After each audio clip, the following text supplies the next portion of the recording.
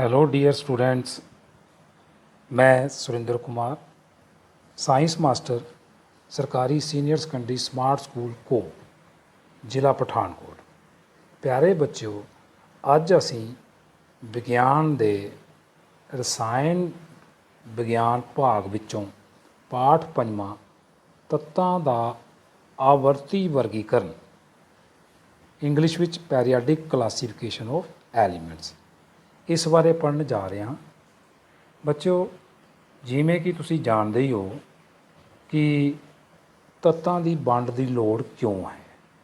ਇਹ ਸੇਮ ਉਸੇ ਤਰ੍ਹਾਂ ਹੀ ਹੈ ਜਿਸ ਤਰ੍ਹਾਂ ਅਸੀਂ ਦੇਖਦੇ ਹਾਂ ਵਸਤੂਆਂ ਜਾਂ ਪ੍ਰਾਣੀਆਂ ਨੂੰ ਉਹਨਾਂ ਦੇ ਗੁਣਾਂ ਦੇ ਆਧਾਰ 'ਤੇ ਵੰਡਿਆ ਜਾਂਦਾ ਹੈ। ਵੱਖ-ਵੱਖ ਸਥਿਤੀਆਂ ਵਿੱਚ ਵੀ ਸਾਨੂੰ ਗੁਣਾਂ ਦੇ ਆਧਾਰ 'ਤੇ ਤਰਤੀਬ ਵਿੱਚ ਹੋਣ ਦੇ ਪ੍ਰਮਾਣ ਮਿਲਦੇ ਹਨ। ਜਿਹਦੇ ਹੋਰ ਵੀ ਕਈ ਉਦਾਹਰਨਾਂ ਹਨ। ਦੁਕਾਨਾਂ ਵਿੱਚ ਸਾਬਣਾਂ ਨੂੰ ਇਕੱਠੇ ਇੱਕ ਥਾਂ 'ਤੇ ਰੱਖਿਆ ਜਾਂਦਾ ਹੈ, ਜਦੋਂ ਕਿ ਬਿਸਕੁਟਾਂ ਨੂੰ ਇਕੱਠੇ ਦੂਜੇ ਥਾਂ 'ਤੇ ਰੱਖਿਆ ਜਾਂਦਾ ਹੈ। ਇਸੇ ਤਰ੍ਹਾਂ ਵਿਗਿਆਨੀਆਂ ਨੇ ਵੀ ਤੱਤਾਂ ਨੂੰ ਉਹਨਾਂ ਦੇ ਗੁਣਾਂ ਦੇ ਆਧਾਰ 'ਤੇ ਵੰਡ ਕਰਨ ਦੇ ਲਈ ਕਈ ਤਰ੍ਹਾਂ ਦੇ ਯਤਨ ਕੀਤੇ ਤਾਂ ਜੋ ਜਿਹੜੇ ਬੇਤਰਤੀਬ ਤੱਤ ਨੇ ਉਹ ਆਪਣੀ ਤਰਤੀਬ ਵਾਲੀ ਸਥਿਤੀ ਪ੍ਰਾਪਤ ਕਰ ਸਕਣ। ਅਸੀਂ ਇਸ ਚੈਪਟਰ ਵਿੱਚ ਹੋਰ ਚਾਨਣ ਪਾਉਂਦੇ ਹਾਂ। 9ਵੀਂ ਸ਼੍ਰੇਣੀ ਵਿੱਚ ਅਸੀਂ ਸਿੱਖਿਆ ਹੈ ਕਿ ਸਾਡੇ ਆਲੇ ਦੁਆਲੇ ਮਾਦਾ ਤੱਤਾਂ, ਯੌਗਿਕਾਂ ਅਤੇ ਮਿਸ਼ਰਣਾਂ ਦੇ ਰੂਪ ਵਿੱਚ ਵਿਚਰਦਾ ਹੈ। ਤੱਤ ਇੱਕ ਹੀ ਪ੍ਰਕਾਰ ਦੇ ਪਰਮਾਣੂਆਂ ਤੋਂ ਬਣੇ ਹੁੰਦੇ ਹਨ। ਸੰਨ 1800 ਦੇ ਨੇੜੇ ਸਿਰਫ 30 ਤੱਤਾਂ ਦੀ ਜਾਣਕਾਰੀ ਸੀ। ਅੱਜ ਤੱਕ ਪ੍ਰਾਪਤ 118 ਤੱਤਾਂ ਵਿੱਚੋਂ ਕੁਦਰਤੀ ਤੱਤ 90 ਹਨ ਅਤੇ ਬੱਚੋ ਜਿਹੜੇ ਬਾਕੀ ਬਚੇ ਹਨ ਉਹ ਮੈਨ ਮੇਡ ਹਨ। ਸੋ ਇੰਨੇ ਬੜੇ ਤੱਤ ਹਨ, ਉਹਨਾਂ ਸਾਰਿਆਂ ਦੇ ਗੁਣਾਂ ਬਾਰੇ ਯਾਦ ਰੱਖਣਾ ਬਹੁਤ ਹੀ ਮੁਸ਼ਕਿਲ ਕੰਮ ਹੈ। ਇਸ ਲਈ 1800 ਸਦੀ ਤੋਂ ਲੈ ਕੇ ਹੁਣ ਤੱਕ ਅੱਜ ਤੱਕ ਜਿਹੜੀਆਂ ਖੋਜਾਂ ਨੇ ਉਹ ਚਲਦੀਆਂ ਹੀ ਆ ਰਹੀਆਂ ਹਨ। ਤੱਤਾਂ ਦੇ ਵਰਗੀਕਰਨ ਦੇ ਮੁੱਢਲੇ ਯਤਨ। ਬੱਚਿਓ, ਹੁਣ ਅਸੀਂ ਪੜ੍ਹਾਂਗੇ ਕਿ ਸ਼ੁਰੂ ਤੋਂ ਲੈ ਕੇ ਹੁਣ ਤੱਕ ਕਿਹੜੇ ਯਤਨ ਕੀਤੇ ਗਏ ਹਨ ਅਤੇ ਕਿਵੇਂ ਕੀਤੇ ਗਏ ਹਨ। ਵਰਗੀਕਰਨ ਦੇ ਪਹਿਲੇ ਯਤਨਾਂ ਦੁਆਰਾ ਉਸ ਸਮੇਂ ਤੱਕ ਖੋਜੇ ਗਏ ਤੱਤਾਂ ਨੂੰ ਧਾਤਾਂ ਅਤੇ ਅਧਾਤਾਂ ਵਿੱਚ ਵੰਡਿਆ ਗਿਆ। ਜਿਵੇਂ ਜਿਵੇਂ ਤੱਤਾਂ ਅਤੇ ਉਹਨਾਂ ਦੇ ਗੁਣਾਂ ਬਾਰੇ ਸਾਡੀ ਜਾਣਕਾਰੀ ਵੱਧਦੀ ਗਈ, ਉਸੇ ਤਰ੍ਹਾਂ ਉਹਨਾਂ ਨੂੰ ਅੱਗੇ ਵਰਗੀਕ੍ਰਿਤ ਕਰਨ ਦੇ ਯਤਨ ਕੀਤੇ ਗਏ। Early attempts at classification of elements. The earliest attempt to classify elements was grouping the then known elements, about 30 elements, into two groups called metals and non-metals. The defect in this classification was that it had no place for metalloids, elements which have properties of both metals and non-metals, which were discovered later. ਇਹ ਬੱਚੋ English ਵਿੱਚ ਜਿਹੜੇ ਸਾਡੇ ਵਿਦਿਆਰਥੀ English medium ਦੇ ਹਨ ਉਹਨਾਂ ਦਾ ਵੀ ਧਿਆਨ ਰੱਖਿਆ ਗਿਆ ਹੈ। ਤੱਤਾਂ ਦੇ ਵਰਗੀਕਰਨ ਦੇ ਮੁੱਢਲੇ ਯਤਨਾਂ ਤੋਂ ਆਧੁਨਿਕ ਤੱਕ ਦਾ ਸਫ਼ਰ। ਇਸ ਸਲਾਈਡ ਦਾ ਮਤਲਬ ਹੈ ਕਿ 1800 ਸਦੀ ਤੋਂ ਲੈ ਕੇ ਹੁਣ ਤੱਕ ਜੋ ਤੱਤਾਂ ਦੀ ਆਵਰਤ ਸਾਰਣੀ ਹੈ, ਇੱਥੋਂ ਤੱਕ ਕਿੰਨੇ ਸਾਡੇ ਵਿਗਿਆਨਿਕਾਂ ਨੇ ਅਲੱਗ-ਅਲੱਗ ਤਰੀਕੇ ਨਾਲ ਤੱਤਾਂ ਨੂੰ ਵੰਡਣ ਦਾ ਯਤਨ ਕੀਤਾ। ਜਿਵੇਂ ਪਹਿਲੇ 1817 ਦੇ ਵਿੱਚ ਡੋਵਰਨੀਅਰਸ ਟ੍ਰਾਇਆਡਸ, ਫਿਰ 1866 ਦੇ ਵਿੱਚ ਨਿਊਲੈਂਡਸ ਔਕਟੇਵ, 1869 ਦੇ ਵਿੱਚ ਮੈਂਡਲੀਵਸ ਟੇਬਲ ਅਤੇ 1923 ਵਿੱਚ ਮਾਡਰਨ ਟੇਬਲ ਹੋਂਦ ਵਿੱਚ ਆਇਆ। ਇਹਨਾਂ ਸਾਰਿਆਂ ਦੇ ਵਿੱਚ ਅਸੀਂ ਜਾਣਕਾਰੀ ਇੱਕ ਇੱਕ ਕਰਕੇ ਪੜ੍ਹਨ ਦੀ, ਸਮਝਾਉਣ ਦੀ ਕੋਸ਼ਿਸ਼ ਕਰਦੇ ਹਾਂ। ਡਾਵਰਨੀਅਰ ਦੀ ਤਿੱਕੜੀ, ਡਾਵਰਨੀਅਰ ਸਟ੍ਰੇਟਸ। ਸੰਨ 1817 ਵਿੱਚ ਜਰਮਨ ਰਸਾਇਣ ਵਿਗਿਆਨੀ ਜਾਹਨ ਵੁਲਫਗਾਂਗ ਡਾਵਰਨੀਅਰ ਨੇ ਸਮਾਨ ਗੁਣਾਂ ਵਾਲੇ ਤੱਤਾਂ ਨੂੰ ਗੁੱਟਾਂ ਵਿੱਚ ਤਰਤੀਬ ਦੇਣ ਦਾ ਯਤਨ ਕੀਤਾ। ਉਸਨੇ 3 ਤੱਤਾਂ ਵਾਲੇ ਕੁਝ ਗੁੱਟਾਂ ਨੂੰ ਚੁਣਿਆ ਅਤੇ ਇਹਨਾਂ ਗੁੱਟਾਂ ਨੂੰ ਤਿੱਕੜੀਆਂ ਦਾ ਨਾਂ ਦਿੱਤਾ। ਡਾਵਰਨੀਅਰ ਨੇ ਦੱਸਿਆ ਕਿ ਤਿੱਕੜੀ ਦੇ 3 ਤੱਤਾਂ ਨੂੰ ਉਹਨਾਂ ਦੇ ਪਰਮਾਣੂ ਪੁੰਜ ਦੇ ਵੱਧਦੇ ਕ੍ਰਮ ਵਿੱਚ ਰੱਖਣ ਨਾਲ ਵਿਚਕਾਰਲੇ ਤੱਤ ਦਾ ਪਰਮਾਣੂ ਪੁੰਜ ਦੂਜੇ ਦੋ ਤੱਤਾਂ ਦੇ ਪਰਮਾਣੂ ਪੁੰਜ ਦਾ ਲਗਭਗ ਮੱਧਮਾਨ ਹੁੰਦਾ ਹੈ। ਜਿਵੇਂ ਕਿ ਟੇਬਲ ਦੇ ਵਿੱਚ ਜਿਹੜਾ ਪਹਿਲੀ ਤਿੱਕੜੀ ਹੈ ਜਿਸ ਨੂੰ ਟਰੇਡ ਕਹਿੰਦੇ ਹਾਂ, ਉਸ ਵਿੱਚ lithium Li, sodium Na, ਪੋਟੈਸ਼ੀਅਮ K ਵਾਲੀ ਤਿੱਕੜੀ ਵੱਲ ਧਿਆਨ ਦਿਓ, ਜਿਸ ਦਾ ਪਰਮਾਣੂ ਪੁੰਜ ਲੜੀਵਾਰ 6.9, 23.0 ਅਤੇ 39.0 ਹਨ। ਲੀਥੀਅਮ ਅਤੇ ਪੋਟਾਸ਼ੀਅਮ ਦੇ ਪਰਮਾਣੂ ਪੁੰਜਾਂ ਦਾ ਮੱਧਮਾਨ ਕੀ ਹੈ? ਸੋਡੀਅਮ ਦੇ ਪਰਮਾਣੂ ਪੁੰਜ ਨਾਲ ਇਸ ਦੀ ਤੁਲਨਾ ਕਰਕੇ ਅਸੀਂ ਇਸ ਦਾ ਮੱਧਮਾਨ ਦੱਸ ਸਕਦੇ ਹਾਂ ਕਿ ਜਿਹੜਾ ਸੋਡੀਅਮ ਹੈ ਉਸ ਦਾ ਪਰਮਾਣੂ ਪੁੰਜ ਲੀਥੀਅਮ ਅਤੇ ਪੋਟਾਸ਼ੀਅਮ ਦੇ ਪਰਮਾਣੂ ਪੁੰਜ ਨੂੰ ਜੋੜ ਕੇ 2 ਨਾਲ ਭਾਗ ਕਰਕੇ ਅਸੀਂ 23 ਪ੍ਰਾਪਤ ਕਰਦੇ ਹਾਂ। ਇਸੇ ਤਰ੍ਹਾਂ ਹੀ ਉਸਨੇ 2 ਹੋਰ ਤਿੱਕੜੀਆਂ ਬਣਾਈਆਂ, ਜਿਹੜੀ ਕੈਲਸ਼ੀਅਮ, ਸਟ੍ਰੋਂਟੀਅਮ ਅਤੇ ਬੇਰੀਅਮ, ਔਰ ਤੀਸਰੇ ਵਾਲੀ ਹੈ ਕਲੋਰੀਨ, ਬ੍ਰੋਮੀਨ ਅਤੇ ਆਇਓਡੀਨ। ਇਸ ਨੂੰ ਅਸੀਂ ਇਸ ਤਰ੍ਹਾਂ ਵੀ ਯਾਦ ਰੱਖ ਸਕਦੇ ਹਾਂ, ਲੀਨਾ ਕੇ ਪਹਿਲੀ ਤਿੱਕੜੀ ਹੋ ਗਈ, ਲੀਨਾ ਲੀਥੀਅਮ, ਨਾ ਸੋਡੀਅਮ Na, ਕੇ ਪੋਟਾਸ਼ੀਅਮ।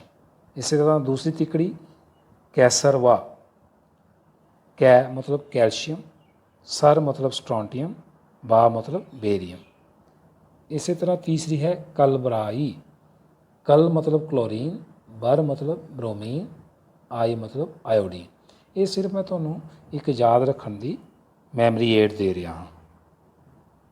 ਨਿਊਲੈਂਡ ਦਾ ਅਸ਼ਟਕ ਸਿਧਾਂਤ, ਇੰਗਲਿਸ਼ ਵਿੱਚ ਕਹਿੰਦੇ ਹਨ ਨਿਊਲੈਂਡਸ ਓਕਟੇਵਸ। ਬੱਚਿਓ, ਸੰਨ 1866 ਵਿੱਚ ਅੰਗਰੇਜ਼ ਵਿਗਿਆਨੀ ਜਾਹਨ ਨਿਊਲੈਂਡ ਨੇ ਉਸ ਸਮੇਂ ਤੱਕ ਖੋਜੇ ਤੱਤਾਂ ਨੂੰ ਪਰਮਾਣੂ ਪੁੰਜ ਦੇ ਵੱਧਦੇ ਕ੍ਰਮ ਵਿੱਚ ਤਰਤੀਬ ਦਿੱਤੀ। ਉਹਨਾਂ ਨੇ ਸਭ ਤੋਂ ਘੱਟ ਪਰਮਾਣੂ ਪੁੰਜ ਵਾਲੇ ਤੱਤ ਹਾਈਡਰੋਜਨ ਤੋਂ ਸ਼ੁਰੂ ਕੀਤਾ ਅਤੇ 56ਵੇਂ ਤੱਤ ਥੋਰੀਅਮ 'ਤੇ ਸਮਾਪਤ ਕੀਤਾ। ਉਹਨਾਂ ਨੇ ਵੇਖਿਆ ਕਿ ਹਰ 8ਵੇਂ ਤੱਤ ਦੇ ਗੁਣ ਪਹਿਲੇ ਤੱਤ ਦੇ ਗੁਣਾਂ ਵਰਗੇ ਹਨ। ਉਹਨਾਂ ਨੇ ਇਸ ਦੀ ਤੁਲਨਾ ਸੰਗੀਤ ਦੇ ਅਸ਼ਟਕ ਨਾਲ ਕੀਤੀ ਅਤੇ ਇਸ ਸਿਧਾਂਤ ਨੂੰ ਅਸ਼ਟਕ ਸਿਧਾਂਤ ਦਾ ਨਾਂ ਦਿੱਤਾ ਗਿਆ, ਕਿਉਂਕਿ ਸੰਗੀਤ ਦੇ ਸੁਰ ਟੇਬਲ ਦੇ ਵਿੱਚ ਦਿੱਤੇ ਹਨ, ਸਾ, ਰੇ, ਗਾ, ਮਾ, ਪਾ, ਦਾ, ਨੀ, ਫਿਰ ਸ਼ੁਰੂ ਹੋ ਜਾਂਦਾ ਸਾ, ਰੇ, ਗਾ। ਮਤਲਬ ਹਰ 7 ਐਲੀਮੈਂਟ ਤੋਂ ਬਾਅਦ ਜਿਹੜਾ 8ਵਾਂ ਐਲੀਮੈਂਟ ਆਉਂਦਾ ਹੈ, 8ਵਾਂ ਤੱਤ ਆਉਂਦਾ ਹੈ, ਉਸ ਦੇ ਗੁਣ ਪਹਿਲੇ ਵਰਗੇ ਰਿਪੀਟ ਹੋਣੇ ਸ਼ੁਰੂ ਹੋ ਜਾਂਦੇ ਹਨ। ਮੈਂ ਤੁਹਾਨੂੰ ਇੱਥੇ ਦੱਸਦਾ ਕਿ ਨਿਊਲੈਂਡ ਨੇ ਜਿਹੜਾ ਸਾਰਣੀ ਬਣਾਈ ਉਸ ਵਿੱਚ 56 ਤੱਤਾਂ ਨੂੰ ਜਗ੍ਹਾ ਮਿਲੀ, ਜਿਹੜਾ ਕਿ ਤੁਹਾਨੂੰ ਚਿੱਤਰ ਵਿੱਚ ਵੀ ਵਿਖਾਈ ਦੇ ਰਿਹਾ ਹੈ। ਨਿਊਲੈਂਡ ਦੀਆਂ ਪ੍ਰਾਪਤੀਆਂ ਅਤੇ ਦੋਸ਼। ਨਿਊਲੈਂਡ ਨੇ ਆਪਣਾ ਜਿਹੜਾ ਟੇਬਲ ਬਣਾਇਆ ਉਹ ਉਸਨੇ ਡਾਵਰਨੀਅਰ ਦੀਆਂ ਗਲਤੀਆਂ ਨੂੰ ਸੁਧਾਰ ਕੀਤਾ, ਪਰ ਇਸ ਵਿੱਚ ਵੀ ਵੇਖਿਆ ਗਿਆ ਕਿ ਅਸ਼ਟਕ ਦਾ ਸਿਧਾਂਤ ਕੇਵਲ ਕੈਲਸ਼ੀਅਮ ਤੱਕ ਲਾਗੂ ਹੁੰਦਾ ਹੈ, ਕਿਉਂਕਿ ਉਹ ਕੈਲਸ਼ੀਅਮ ਤੋਂ ਮਗਰੋਂ ਹਰ 8ਵੇਂ ਤੱਤ ਦੇ ਗੁਣ ਪਹਿਲੇ ਤੱਤ ਨਾਲ ਨਹੀਂ ਮਿਲਦੇ। ਨਿਊਲੈਂਡ ਨੇ ਇਹ ਕਲਪਨਾ ਕੀਤੀ ਕਿ ਕੁਦਰਤ ਵਿੱਚ ਕੇਵਲ 56 ਤੱਤ ਹੀ ਹਨ ਅਤੇ ਭਵਿੱਖ ਵਿੱਚ ਕੋਈ ਹੋਰ ਤੱਤ ਨਹੀਂ ਲੱਭੇਗਾ। ਪਰ ਸਮਾਂ ਲੰਘਣ ਨਾਲ ਕਈ ਨਵੇਂ ਤੱਤ ਖੋਜੇ ਗਏ ਜਿਨ੍ਹਾਂ ਦੇ ਗੁਣ ਅਸ਼ਟਕ ਸਿਧਾਂਤ ਨਾਲ ਮੇਲ ਨਹੀਂ ਖਾਂਦੇ ਸਨ।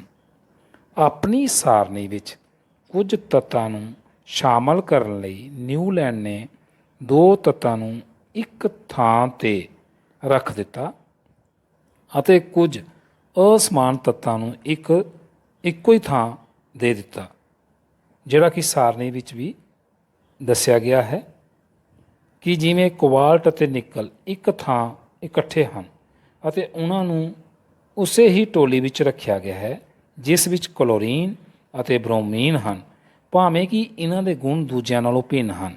ਆਇਰਨ ਨੂੰ ਕੋਬਾਲਟ ਅਤੇ ਨਿਕਲ ਤੋਂ ਦੂਰ ਰੱਖਿਆ ਗਿਆ ਹੈ, ਜਦੋਂ ਕਿ ਇਹਨਾਂ ਦੇ ਗੁਣ ਵਿੱਚ ਸਮਾਨਤਾ ਹੈ। ਇਸ ਪ੍ਰਕਾਰ ਨਿਊਲੈਂਡ ਦਾ ਅਸ਼ਟਕ ਸਿਧਾਂਤ ਕੇਵਲ ਹਲਕੇ ਤੱਤਾਂ ਲਈ ਹੀ ਠੀਕ ਹੈ। ਮੈਂਡਲੀਵ ਦੀ ਆਵਰਤੀ ਸਾਰਣੀ। ਨਿਊਲੈਂਡ ਦੇ ਅਸ਼ਟਕ ਸਿਧਾਂਤ ਦੇ ਅਸਫਲ ਹੋਣ ਤੋਂ ਪਿੱਛੋਂ ਵੀ ਕਈ ਵਿਗਿਆਨੀਆਂ ਨੇ ਅਜਿਹੇ ਪ੍ਰਤੀਰੂਪਾਂ ਦੀ ਖੋਜ ਜਾਰੀ ਰੱਖੀ ਜਿਸ ਨਾਲ ਤੱਤਾਂ ਦੇ ਗੁਣਾਂ ਦਾ ਉਹਨਾਂ ਦੇ ਪਰਮਾਣੂ ਪੁੰਜ ਨਾਲ ਸੰਬੰਧ ਸਥਾਪਿਤ ਹੋ ਸਕੇ। ਤੱਤਾਂ ਦਾ ਵਰਗੀਕਰਨ ਦਾ ਮੁੱਖ ਸਿਹਰਾ ਰਸਾਇਣ ਵਿਗਿਆਨੀ ਡਮਿਤਰੀ ਇਵਾਨੋਵਿਚ ਮੈਂਡਲੀਵ ਨੂੰ ਜਾਂਦਾ ਹੈ। ਤੱਤਾਂ ਦੀ ਆਵਰਤੀ ਸਾਰਣੀ ਦੇ ਆਰੰਭਿਕ ਵਿਕਾਸ ਵਿੱਚ ਉਹਨਾਂ ਦਾ ਪ੍ਰਮੁੱਖ ਯੋਗਦਾਨ ਰਿਹਾ ਹੈ। ਉਹਨਾਂ ਨੇ ਆਪਣੀ ਸਾਰਣੀ ਵਿੱਚ ਤੱਤਾਂ ਨੂੰ ਉਹਨਾਂ ਦੇ ਮੂਲ ਗੁਣ, ਪਰਮਾਣੂ ਪੁੰਜ ਅਤੇ ਰਸਾਇਣਿਕ ਗੁਣਾਂ ਵਿੱਚ ਸਮਾਨਤਾ ਦੇ ਆਧਾਰ 'ਤੇ ਤਰਤੀਬ ਦਿੱਤੀ। ਜਦੋਂ ਮੈਂਡਲੀਵ ਨੇ ਆਪਣਾ ਕੰਮ ਸ਼ੁਰੂ ਕੀਤਾ ਤਾਂ 63 ਤੱਤ ਪਤਾ ਸਨ। ਉਹਨਾਂ ਨੇ ਤੱਤਾਂ ਦੇ ਪਰਮਾਣੂ ਪੁੰਜ ਅਤੇ ਉਹਨਾਂ ਦੇ ਭੌਤਿਕ ਅਤੇ ਰਸਾਇਣਿਕ ਗੁਣਾਂ ਵਿਚਕਾਰ ਸੰਬੰਧ ਦਾ ਅਧਿਐਨ ਕੀਤਾ। ਰਸਾਇਣਿਕ ਗੁਣਾਂ ਦੇ ਸੰਬੰਧ ਵਿੱਚ ਮੈਂਡਲੀਵ ਨੇ ਤੱਤਾਂ ਦੇ ਆਕਸੀਜਨ ਅਤੇ ਹਾਈਡਰੋਜਨ ਨਾਲ ਬਣਨ ਵਾਲੇ ਯੌਗਿਕਾਂ ਉੱਪਰ ਆਪਣਾ ਧਿਆਨ ਕੇਂਦਰਿਤ ਕੀਤਾ। ਉਹਨਾਂ ਆਕਸੀਜਨ ਅਤੇ ਹਾਈਡਰੋਜਨ ਦੀ ਚੋਣ ਇਸ ਲਈ ਕੀਤੀ ਕਿਉਂਕਿ ਇਹ ਬਹੁਤ ਕਿਰਿਆਸ਼ੀਲ ਹਨ ਅਤੇ ਇਹ ਬਹੁਤ ਸਾਰੇ ਤੱਤਾਂ ਨਾਲ ਯੌਗਿਕ ਬਣਾਉਂਦੇ ਹਨ। ਤੱਤ ਤੋਂ ਬਣਨ ਵਾਲੇ ਹਾਈਡਰਾਈਡ ਅਤੇ ਆਕਸਾਈਡ ਦੇ ਸੂਤਰ ਨੂੰ ਤੱਤਾਂ ਦੇ ਵਰਗੀਕਰਨ ਦੇ ਲਈ ਤੱਤ ਦੀ ਮੂਲ ਵਿਸ਼ੇਸ਼ਤਾ ਮੰਨੀ ਗਈ। ਉਹਨਾਂ ਨੇ 63 ਕਾਰਡ ਲਏ ਅਤੇ ਇਕੱਲੇ ਕਾਰਡ ਉੱਤੇ ਇੱਕ ਤੱਤ ਦੇ ਗੁਣ ਲਿਖੇ। ਉਹਨਾਂ ਨੇ ਸਮਾਨ ਗੁਣਾਂ ਵਾਲੇ ਤੱਤਾਂ ਦੇ ਕਾਰਡਾਂ ਨੂੰ ਵੱਖ ਕਰ ਲਿਆ ਅਤੇ ਇਹਨਾਂ ਦੇ ਕਾਰਡਾਂ ਨੂੰ ਪਿੰਨ ਲਗਾ ਕੇ ਦੀਵਾਰ 'ਤੇ ਲਗਾ ਦਿੱਤਾ।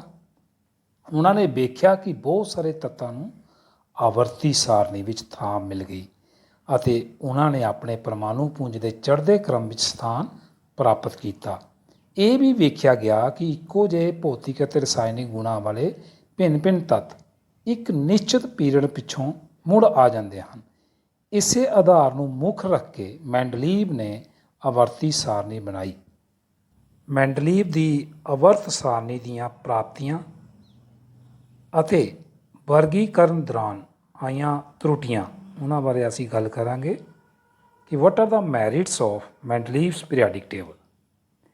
ਮੈਂਡਲੀਵਸ ਪੀਰੀਆਡਿਕ ਟੇਬਲ ਦੀ ਮੈਰਿਟਸ ਦੀ ਗੱਲ ਕਰੀਏ ਤਾਂ ਸਭ ਤੋਂ ਪਹਿਲੀ ਜਿਹੜੀ ਮੈਰਿਟ ਹੈ ਉਹ ਹੈ ਐਲੀਮੈਂਟਸ ਵਰ classified on a more fundamental basis of their atomic masses and properties, and second is spaces were left vacant to accommodate the elements to be discovered in future. It could predict the properties of the elements which helped in the discovery of new outcoming elements. The inert gas elements discovered later could be placed in a separate group without disturbing the table. ਇਹ ਸੀ merits. ਇਸ ਨੂੰ ਮੈਂ ਪੰਜਾਬੀ ਵਿੱਚ ਤੁਹਾਨੂੰ explain ਕਰਕੇ ਦੱਸਦਾ ਹਾਂ। ਮੈਂਡਲੀਵ ਨੇ ਆਪਣੀ ਆਵਰਤ ਸਾਰਣੀ ਵਿੱਚ ਤੱਤਾਂ ਨੂੰ ਉਹਨਾਂ ਦੇ ਚੜ੍ਹਦੇ ਪਰਮਾਣੂ ਪੁੰਜ ਵਿੱਚ ਰੱਖਿਆ, ਜਿਸ ਨਾਲ ਉਹਨਾਂ ਦੇ ਰਸਾਇਣਿਕ ਅਤੇ ਭੌਤਿਕ ਗੁਣ ਵਾਲੇ ਭਿੰਨ ਤੱਤ ਇੱਕ ਨਿਸ਼ਚਿਤ ਪੀਰੀਅਡ ਪਿੱਛੋਂ ਮੁੜ ਆ ਜਾਂਦੇ ਹਨ। ਦੂਸਰਾ, ਮੈਂਡਲੀਵ ਨੇ ਆਪਣੀ ਆਵਰਤ ਸਾਰਣੀ ਵਿੱਚ ਕੁਝ ਖਾਲੀ ਥਾਂ ਛੱਡ ਦਿੱਤੀ।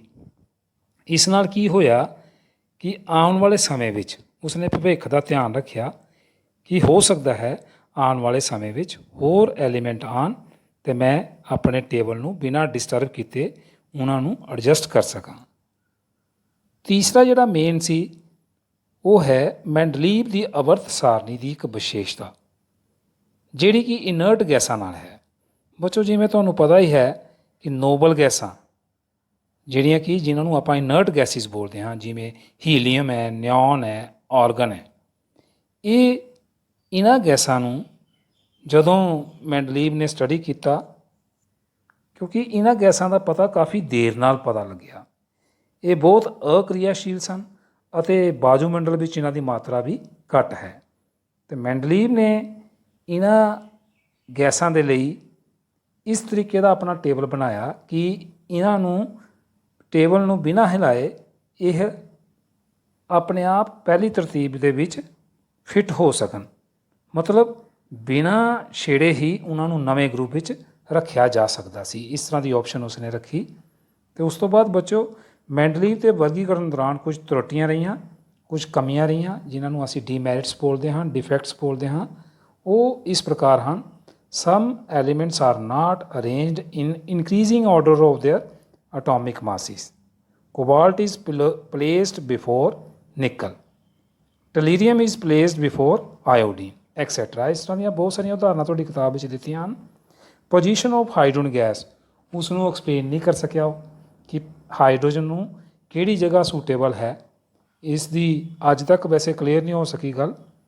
ਉਸ ਤੋਂ ਬਾਅਦ ਹੈ ਕਿ ਜਿਹੜੀ ਮੇਨ ਉਸ ਦੀ ਸਮੱਸਿਆ ਸੀ ਉਹ ਸੀ the position of isotopes of elements is not clear.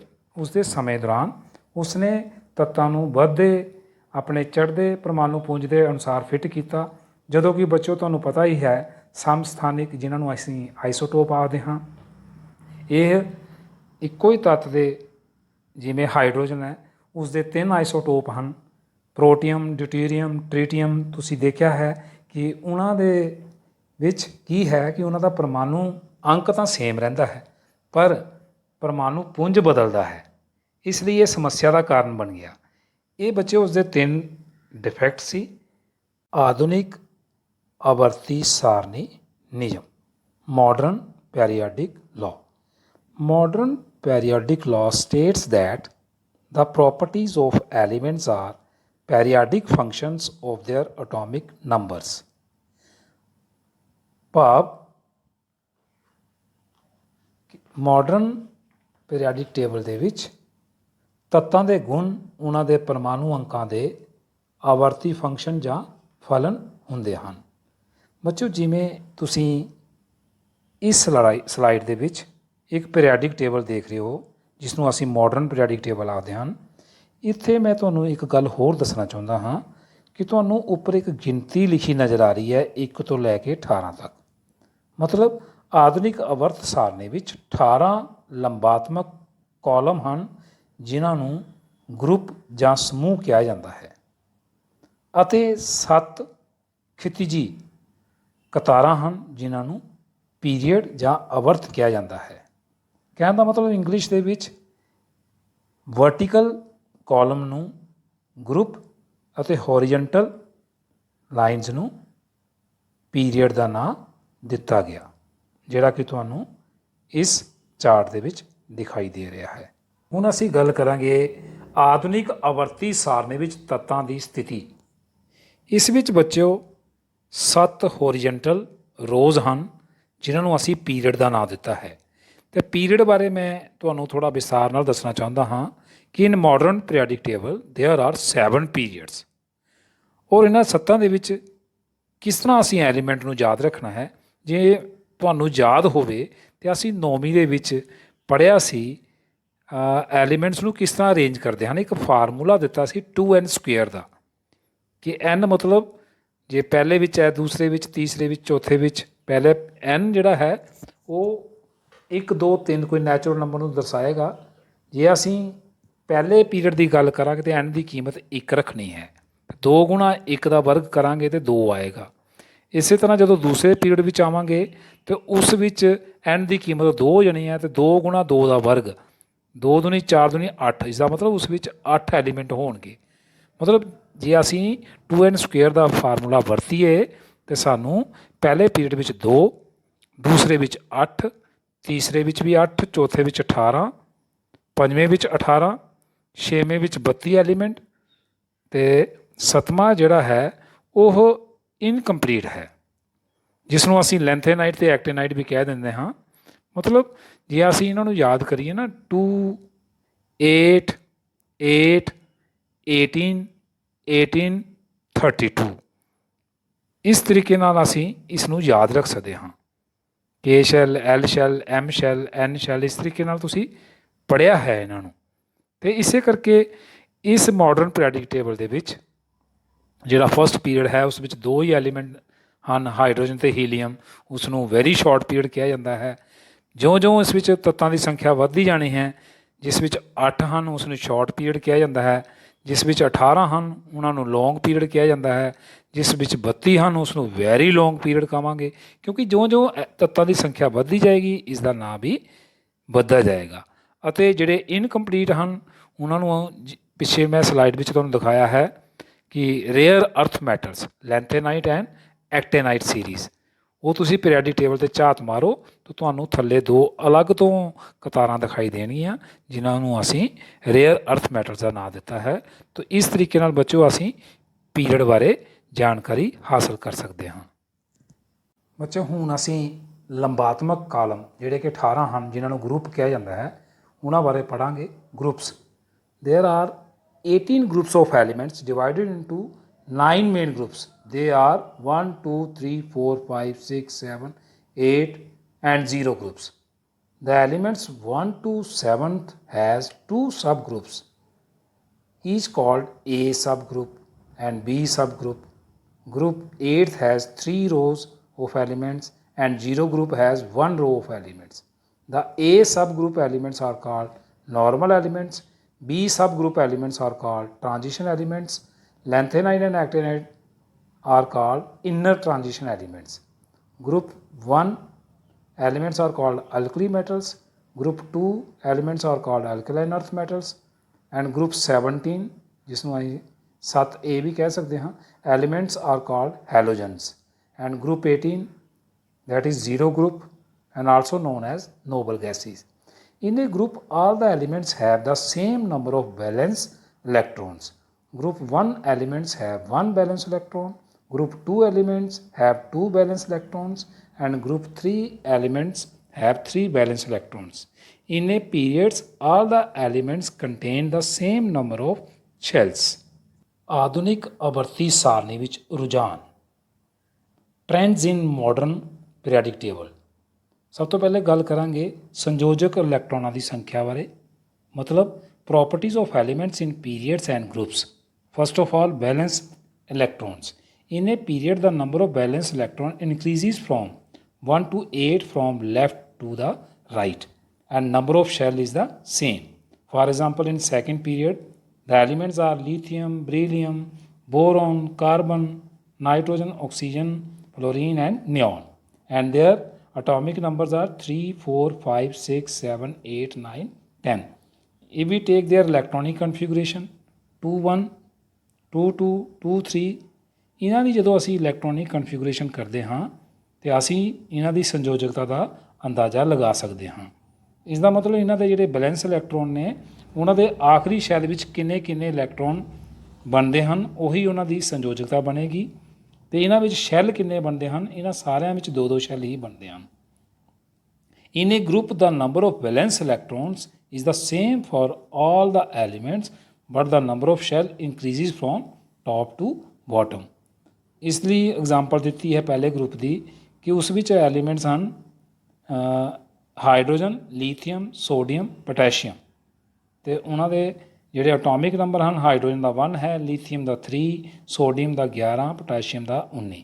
ਇਸੇ ਤਰ੍ਹਾਂ ਜਦੋਂ ਇਹਨਾਂ ਦੀ ਇਲੈਕਟ੍ਰੋਨਿਕ ਕਨਫੀਗੂਰੇਸ਼ਨ ਕਰੀਏ ਅਤੇ ਉਸ ਵਿੱਚ ਸਾਰਿਆਂ ਦੀ ਸਾਨੂੰ ਜਿਹੜਾ ਬੈਲੈਂਸ ਇਲੈਕਟ੍ਰੋਨ ਉਹ 1 ਪ੍ਰਾਪਤ ਹੁੰਦਾ ਹੈ, ਪਰ ਇਹਨਾਂ ਵਿੱਚ ਜਿਹੜੀ ਸ਼ੈੱਲਾਂ ਦੀ ਸੰਖਿਆ ਹੈ ਉਹ ਵੱਧ ਰਹੀ ਹੈ। ਜਿਵੇਂ ਹਾਈਡਰੋਜਨ ਦਾ ਇੱਕੋ ਹੀ ਸ਼ੈੱਲ ਹੈ, ਲੀਥੀਅਮ ਦੇ 2 ਸ਼ੈੱਲ ਹਨ, ਸੋਡੀਅਮ ਦੇ 3, ਪੋਟੈਸ਼ੀਅਮ ਦੇ 4। ਹੁਣ ਗੱਲ ਕਰਦੇ ਹਾਂ ਬੈਲੈਂਸੀ, ਜਿਸ ਨੂੰ ਅਸੀਂ ਸੰਯੋਜਕਤਾ ਕਹਿੰਦੇ ਹਾਂ।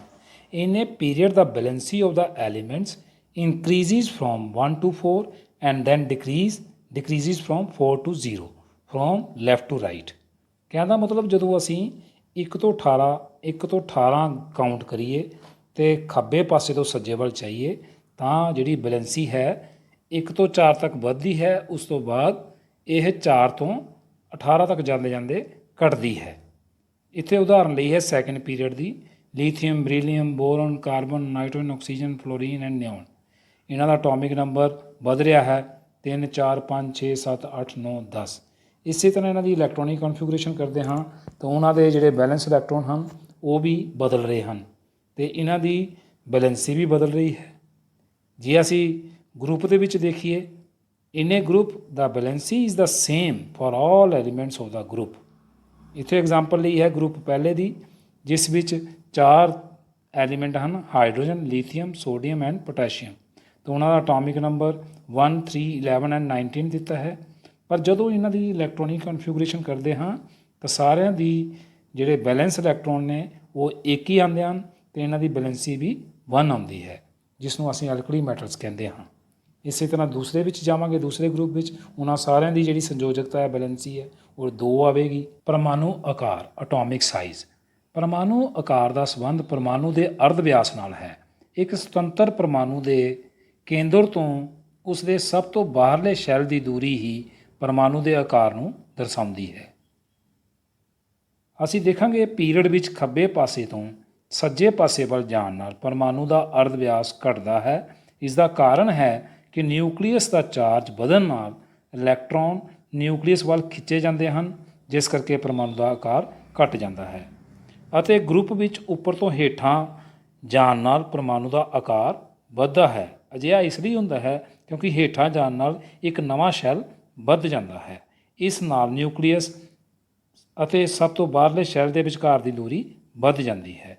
ਇਸ ਕਾਰਨ ਨਿਊਕਲੀਅਸ ਦਾ ਚਾਰਜ ਵਧਣ ਦੇ ਬਾਵਜੂਦ ਵੀ ਪਰਮਾਣੂ ਦਾ ਆਕਾਰ ਵੱਧ ਜਾਂਦਾ ਹੈ।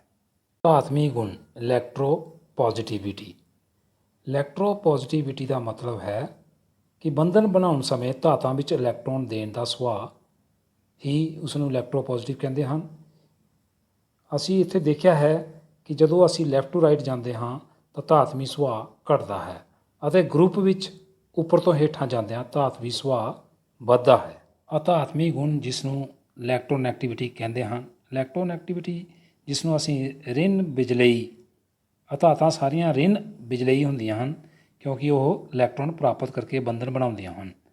ਅਸੀਂ ਇਸ ਪੀਰੀਆਡਿਕ ਟੇਬਲ ਦੇ ਵਿੱਚ ਦੇਖਦੇ ਹਾਂ ਪੀਰੀਅਡ ਦੇ ਵਿੱਚ ਕਿ non metallic property of the element increases from left to right and decreases from top to bottom in a group. ਪਿਆਰੇ ਬੱਚਿਓ, ਤੁਸੀਂ ਸਕਰੀਨ 'ਤੇ ਹੁਣ ਦੇਖ ਰਹੇ ਹੋ ਅਭਿਆਸ ਲਈ ਪ੍ਰਸ਼ਨ। ਇਹ ਪ੍ਰਸ਼ਨ ਤੁਹਾਡੀ ਵਿਗਿਆਨ ਦੀ ਕਿਤਾਬ ਵਿੱਚੋਂ ਲਏ ਗਏ ਹਨ, ਜਿਹੜੇ ਕਿ ਪੇਜ 94 'ਤੇ ਹਨ।